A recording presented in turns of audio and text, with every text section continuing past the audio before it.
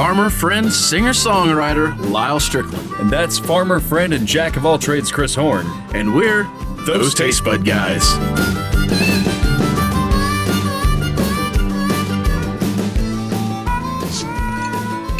I'm some Ninja Turtles. Ninja Turtles. Hey guys, welcome back. Thanks for joining us one more time. I'm Chris, that's Lyal. We have a super special guest with us today. This one we're not going to talk over. We're not going to talk. We're going to talk over every guest. Not only are we going to let him talk, we're going to let him do all the talking because we don't even know what we're doing.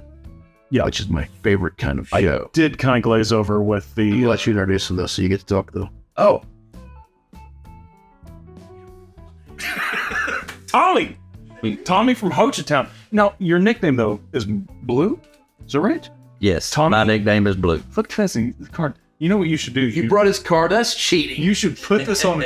You should put this on... I thought I was got him. You should put this on the guitar pick. That's really... Then you could just... Oh, there you go. You can just drop them everywhere. There you go. I know from experience. Or a bottle of whiskey. Oh, there you go. Yeah. No, so we have the man that we've been just fanboying over this beautiful, beautiful brown juice, and now a bottle of clear juice. I feel like I should do the thing, like, hey guys, make sure you go check out Hochatown, Yeah. But since we're going to talk about Hochatown the whole time, You kind of feel weird doing it. it does feel weird to go check out Hochatown before you watch this video about Hochatown. But I guess we'll go ahead and just, there you go. Tommy, welcome to the show. Thanks for coming down, man. Thank you, guys. Yeah, man, I really appreciate it. This has been awesome. We have been looking forward to this day. I think we've kind of teased this for a month or so, and yeah, we're ecstatic. He's been here for a good hour, and we've been talking and drinking, and this has been awesome. So, yeah.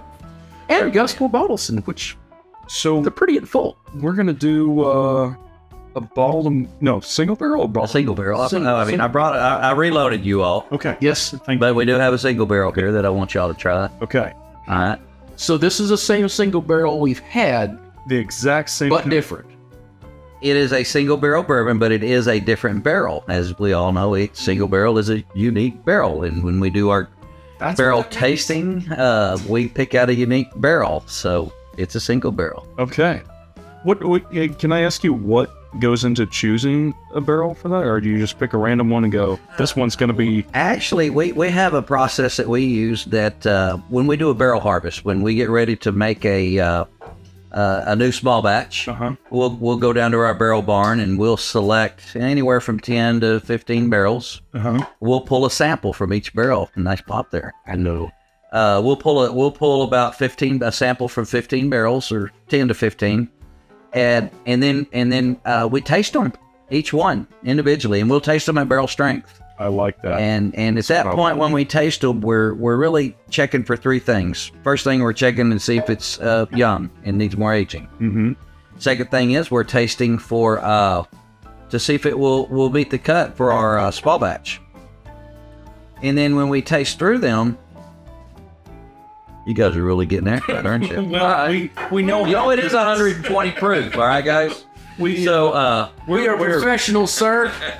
So we'll taste through the barrels, and there's usually anywhere from 2 to 4 or 5 of us tasting, and we'll note which ones we think is a single barrel candidate. Okay. And then when we taste through all of them, we'll pull out any that we think's immature, and then each person that what they pick as their single barrel candidate will then present this candidate to the group.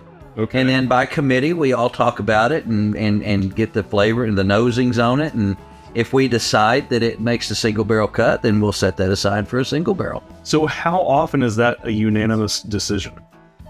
It has to be a unanimous decision for it to be a single barrel. I mean, but so everyone, but I mean, for their first choice, out of everything that they write down, they go, I like this one. Does somebody else go, this one better? There's a lot of discussion while we're tasting through, because we all taste through all of the barrels, and there's some discussion, and somebody go, and we're tasting them all the same barrel at the same time. Yeah. And we're like, oh wow, this one's unique, and you'll talk about it, and then we'll set it aside, and then come back to it, and we may have 2 or 3 candidates, 3 or 4 candidates, and then from that point, then we'll really find out and narrow it down again and pick out what we think. And sometimes it has classic flavors. Yeah. It could be very cinnamon forward. or it could just have some unique characteristic to it that we think makes it a great single barrel bourbon. It's more of a consensus thing. There's no like knockout, drag out fights, fist fights, and stuff. No, we don't do that.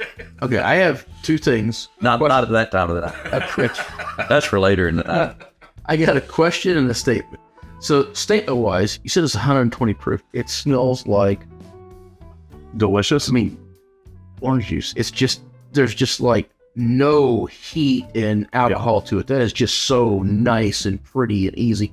There's no way you would have convinced me we're looking at 120 proof. No. Second of all, I want to hear your tasting notes on something. I'm sure everybody else would like to hear real tasting notes for once besides our stuff.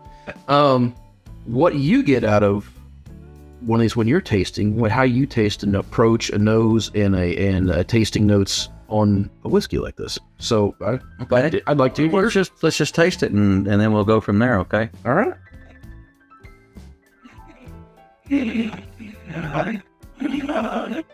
Wow. Oh man. Oh man. That's good.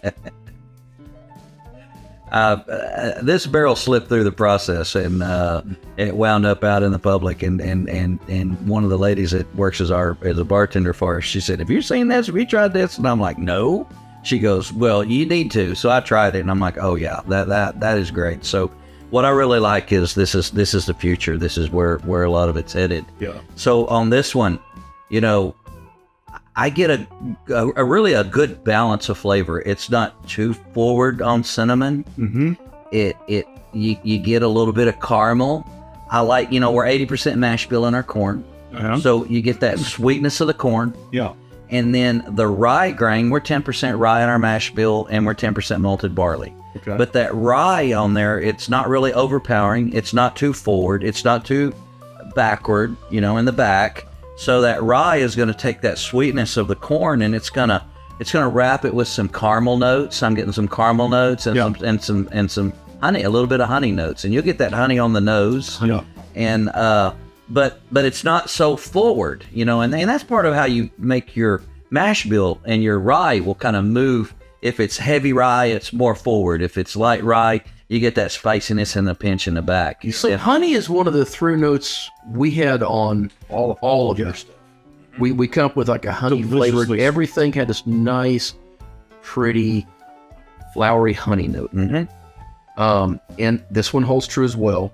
I also get a pretty forward oak note in there. The wood comes through. Mm-hmm. I get this like dark fruit, like the plum in there. Mm-hmm. But I also get, it's really weird, a sweetened grapefruit. That was the first thing that hit me. It was like this really overly sweetened, sugared grapefruit. Yeah. And then it's gone.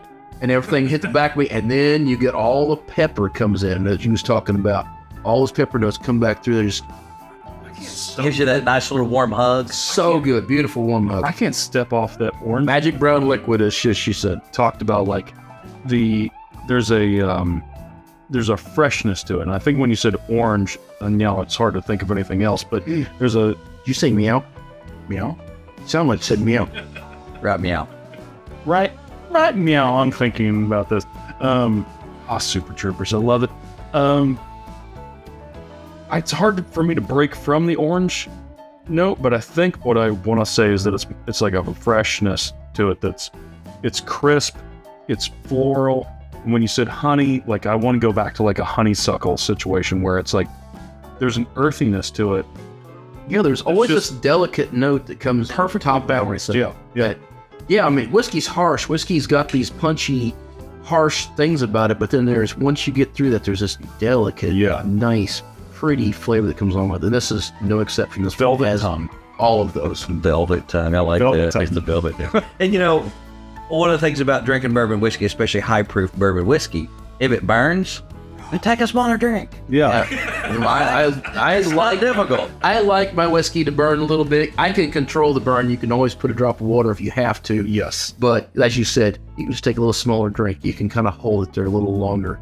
There's room for that burn. So, and I don't know. I just cannot get enough of this stuff. And I will say this, for the record, it is. How do you say it, Chris? Officially, it's Hochatown. which we decided we thought we knew We that. were almost there. Yeah, we was getting there. I'm going to try my camera. I think we're going to have to go with yours, but It's often pronounced wrong, mine but we've got it right now. Yeah. check out that agent. Now, if you're a local, it's not Hochatown. It's Hochatown. Hochatown? Yeah, real quick. Okay. Hochatown. Like a Louisville situation? It's Hochatown. Okay. And there's a little bit of E there between the Hocha and the town. It's Hochatown. Okay. All right. Well, I think we can probably get drunk enough down there to pick up the local pronunciation. Yeah, so Blues invited us down. I think we're going to do an episode from there. We kind of wanted to go. I'm just going to tell you this. We tried the vodka. Yes. Actually, It's one of the few vodkas it's vodka. You know, we are in vodka, but this is actually good vodka.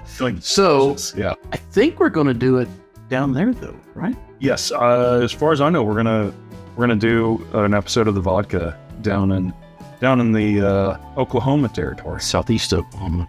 Heard crazy things. Actually, the Indian Territory. Yeah. Yeah, the Indian Territory of Oklahoma.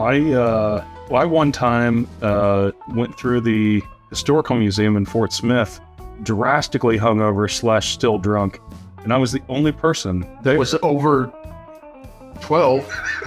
I did at some point get looped into a field trip, and it was very weird, and the parents were not happy. Well, that's a great You museum. follow all the 14s or Great museum. Yeah, I remember walking in. I was the only person there, and the folks there eventually noticed me, and they said, "Do you wanna watch a movie?" I was like, "Hell yeah, I want to watch a movie." And then the school children came in, and it was very weird. He didn't just now become 6'4" either.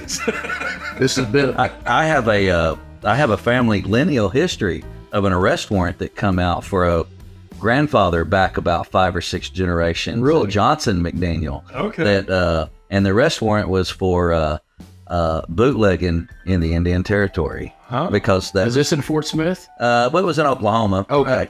When Oklahoma was an Indian territory before statehood, prohibition was in place for the entire state. Oh, yeah, so yeah. He was arrested for bootlegging whiskey in the Indian territory. So you got some lineage there going. There is a little bit of family lineage, yeah. All right. There. Chris, do you got anything else to say? I've got lots of things to say, but it's going to make the episode too long. So we're going to call this one good. Do you prefer Tommy or Blue? I blew. Now, yeah. Blue. I just went for it. I just called it Blue. Yeah. I just went for it. I just can't. What's that movie with Will Ferrell? My boy Blue. I was blue way before that. All right, I spent to live with that. Blue chips? When I moved back home, a few years ago, I'm blue. My family calls me Blue. I've had that nickname forever. Okay. So I'm blue. I'll put it in my list of things. I will no longer call you Tommy. All right, guys. Cannot tell you how happy we are to have Tommy Blue here with us.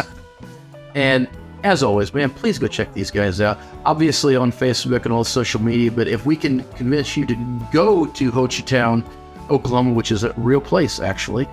It's not as close to Broken Bow as I thought it was, apparently. We're 12 miles north of Broken Bow.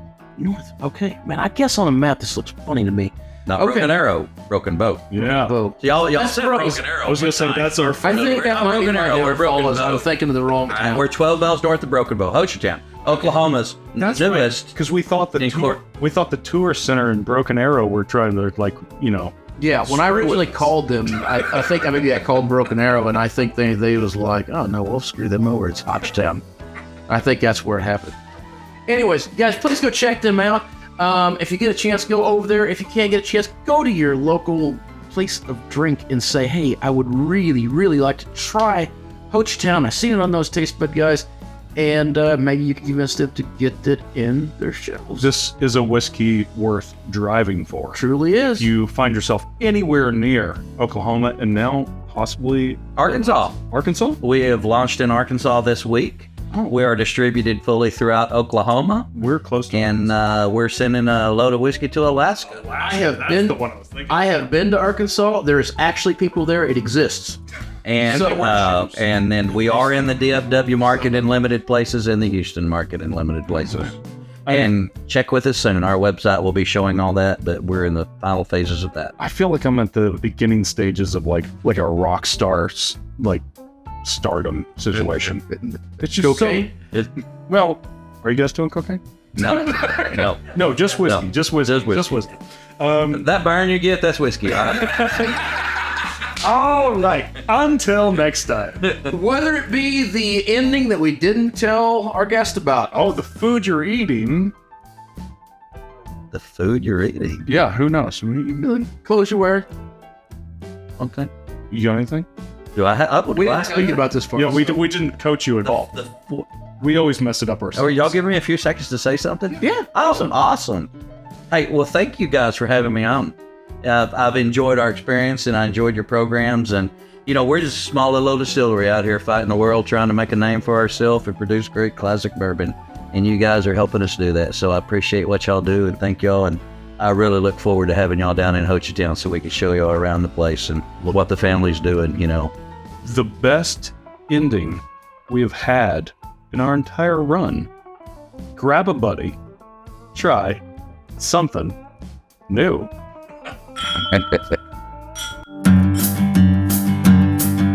I'll back up so I'm not this fine. in the camera. Hey, whether your nose is right in the middle of the camera or not, and you're back here like normal people, like me and Tommy are. Blue. Maybe you guys could help us out keeping our glass full by continuing to click on all these links down here, and don't forget to go check out Hochatown, because you're good people. You're good people.